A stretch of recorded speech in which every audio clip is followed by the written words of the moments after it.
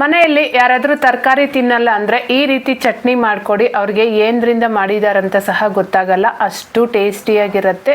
ಅಷ್ಟೇ ಅಲ್ಲದೆ ಆರೋಗ್ಯಕ್ಕೂ ಸಹ ಒಳ್ಳೆಯದು. ಮೊದಲಿಗೆ ಸ್ಟವ್ ಮೇಲೆ ಬಾಣಲಿನ ಇಟ್ಕೊಂಡು ಎಣ್ಣೆ, ಒಂದು ಚಿಕ್ಕ ಕಪ್ಪಷ್ಟು ಕಡಲೆ ಬೀಜ, 1 ಸ್ಪೂನ್ ಧನಿಯಾ, ಹಾಗೆ 1 ಸ್ಪೂನ್ ಜೀರಿಗೆನ ಹಾಕೊಂಡು ಕಡಲೆ ಬೀಜನ ಚೆನ್ನಾಗಿ ಫ್ರೈ ಮಾಡ್ಕೋಬೇಕು. ನಂತರ ಖಾರಕ್ಕೆ ತಕ್ಕಂಗೆ ಹಸಿಮೆಣಸಿನ್ಕಾಯಿ ಸಹ ಹಾಕೊಂಡು ಅದು ಸ್ವಲ್ಪ ಫ್ರೈ ಆದಮೇಲೆ ಕೊನೆಯಲ್ಲಿ ಒಂದು ಸ್ವಲ್ಪ ಕರಿಬೇವಿನೆಲೆ ಸಹ ಹಾಕಿ ಚೆನ್ನಾಗಿ ಮಿಕ್ಸ್ ಮಾಡಿ ಸ್ಟವ್ ಆಫ್ ಮಾಡಿ ಫುಲ್ ತಣ್ಣಗಾಗಕ್ಕೆ ಬಿಡಬೇಕು.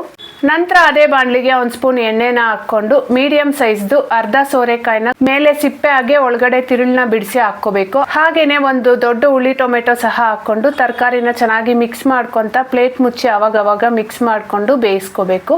ನಂತರ ಕೊನೆಯಲ್ಲಿ ಸ್ಟವ್ ಆಫ್ ಮಾಡಿ ಒಂದು ಸಣ್ಣ ನೆಲ್ಲಿಕಾಯಿ ಗಾತ್ರದಷ್ಟು ಹುಣಸೆ ಹಣ್ಣು ಹಾಗೆ ಸ್ವಲ್ಪ ಅರಿಶಿನ ಸಹ ಹಾಕಿ ಚೆನ್ನಾಗಿ ಮಿಕ್ಸ್ ಮಾಡಿ ಈ ತರಕಾರಿ ಎಲ್ಲ ಪೂರ್ತಿ ತಣ್ಣಗಾಗಕ್ಕೆ ಬಿಡಬೇಕು.